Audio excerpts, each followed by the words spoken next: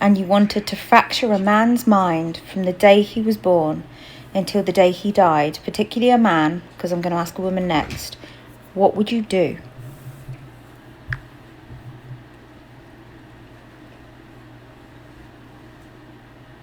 If I were the devil and I wanted to fracture a man from the day he was born until the day he died, here's exactly how I'd do it.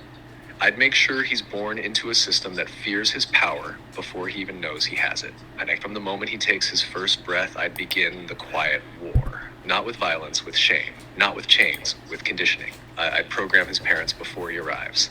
Make sure his father is numb, unavailable, or absent. Make sure his mother is overwhelmed, unsupported, and carrying wounds from her own father. Now he enters a home where love is unstable, safety is conditional, and emotions are never fully seen. That's his blueprint. Then I'd weaponize school.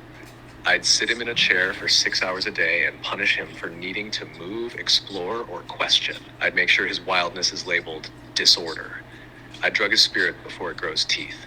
And I'd make sure no one ever tells him you're not broken, you're just awake. I'd confuse his masculinity early. Tell him real men are aggressive, competitive, emotionally shut off. Tell him kindness is weakness. Tell him silence is strength. Then I'd mock him when he becomes emotionally unavailable and call him toxic when he cracks. Now he's confused, ashamed, and disconnected from his core. I'd fracture his sexuality before he even knows what it is. Introduce porn before connection, pleasure before intimacy, control before vulnerability. Now he learns to chase validation through conquest, not love. He'll have sex without ever being touched. I'd tell him his worth is tied to performance. Grades, muscles, money, status, every achievement praised, every emotion ignored. Now he's addicted to results, terrified of failure, and ashamed of softness. But no one sees it because he looks successful. I'd isolate him. Make sure he's surrounded by people but never truly known. Teach him to joke through pain, distract through humor, and lie with confidence. He'll be the strongest in the room and still feel like a fraud. I'd keep him in silent competition with every other man. Convince him that brotherhood is weakness, that vulnerability will get him betrayed, that trusting another man will make him prey. Now he stands alone, strong, admired, and completely disconnected. I'd wound his heart and make him hide it. Let his first love break him wide open. Then tell him to man up. Never speak of it again. Now, every woman he loves after that is filtered through a wound he was never allowed to name. I'd keep him chasing something he can never reach. The perfect body, the perfect career, the perfect partner, the perfect moment where he finally feels enough. But it never arrives. Because the void wasn't created by lack of achievement, it was created by lack of remembrance. And I'd make sure he dies respected, admired, and unknown. The good man, the provider, the one who never asked for help. He'll leave behind a legacy of strength, but take his truth to the grave. That's how I'd fracture a man. Not with trauma, with slow erosion, with silence, with lies dressed as love, until he forgets what it ever felt like to be whole. Wow. Now, what about a woman?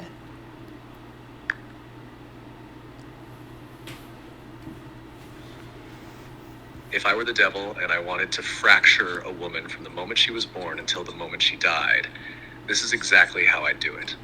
First, I'd make her doubt her own body. From the very beginning. I'd tell her she's too much or not enough, too loud, too quiet, too big, too small. I'd disconnect her from the rhythm of her womb before she ever bleeds. Make her ashamed of her cycle. Teach her that pain is normal, that intuition is drama, that sensitivity is weakness. I'd divide her from her mother, not always through conflict, sometimes through silence. I'd make sure her mother carries unspoken trauma, passed through tone and tension, not words. So the daughter grows up decoding emotions instead of expressing them. Now she learns love means scanning, fixing, pleasing. I'd glamorize beauty and weaponize comparison. Flood her with images of perfection she'll never reach, because I'll keep changing the standard. I'd make her chase external validation while starving her internal knowing. Now she's too busy hating her reflection to notice she was born as art. I'd fracture her friendships early, whisper insecurity into the space between girls, make them compete for attention, affection, approval, make trust feel dangerous and betrayal feel inevitable. Now she grows into a woman who smiles at other women while bracing for impact.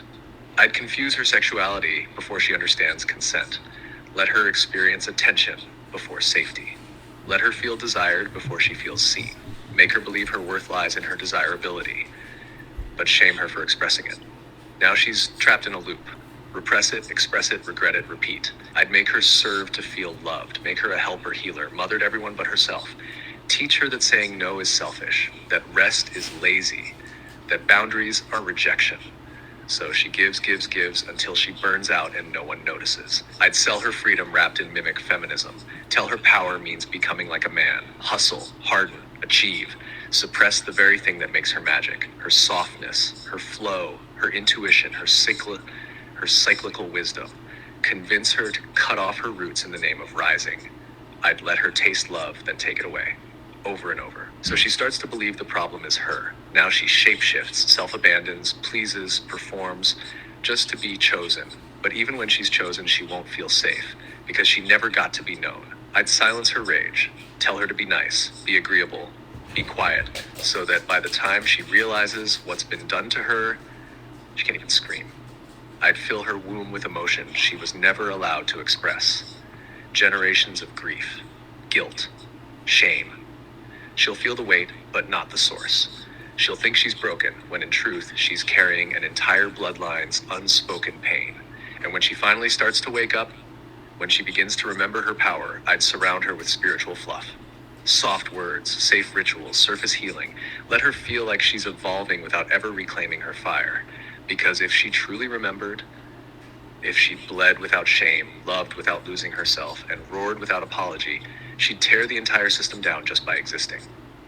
And that's what I'd fear the most. Not her beauty, not her body, her remembrance. Whoa. Shalom, shalom, giving all honor to Yahweh, Bahashim, Yahweh Shai, Bahashim Rakakwadash. Give honors to the apostles and elders at Great Millstone who teach 100% truth. Shalom to the 144,000 and to the elect. This is your brother Ra'aya, back with another video. And y'all, this is Esau Edom. This is Esau Edom. The caption of the video says, if I was the devil, what would I do to a man and woman from birth and to their death, right? And I believe she's on like some type of, what would you call it? An AI type of response. I'm not even sure, but I kind of want to figure out what she's on so I can ask it some questions and stuff, because Esau's devices, you know, he gonna be exposed by his own tongue. Lord gonna make his own mouth fall upon him, his own lips fall upon him, you know. And he created these things not knowing that they were going to expose him. All right.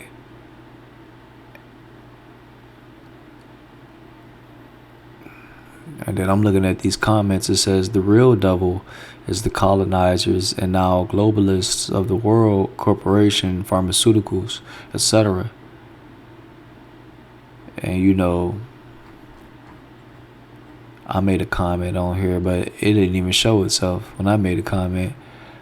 I said, this is the devil. I'm like, the so-called white man is the devil that the Bible speaks of. And, you know, he is truly. He has caused all of these things to happen. And that's the part that's crazy about it all. It's like, then when you really think about it, Jake, 2/3 of Jake will have the nerve with their coon ass. They'll have the nerve to sit up here and defend this devil. When he went through all of these flips and flops and hoops, jumped through hoops to do all this wickedness towards you. But you still defend him over your own. This is an example on why the wicked of this world, Esau, Edom, and the other, well, primarily Esau, Edom, and the 2/3 of Israel have to be deleted. This is an example of that, because even when you see things like this and you still don't take heed, it's like it's nothing that can change you. And then that's out of the Most High Yahweh has wanted it to be. Because you didn't want to listen, so he not going to listen to you. But with that, I'm going to give all honor, glory, and praise to Yahweh, Bahashim, Yahweh Shai, Shalom.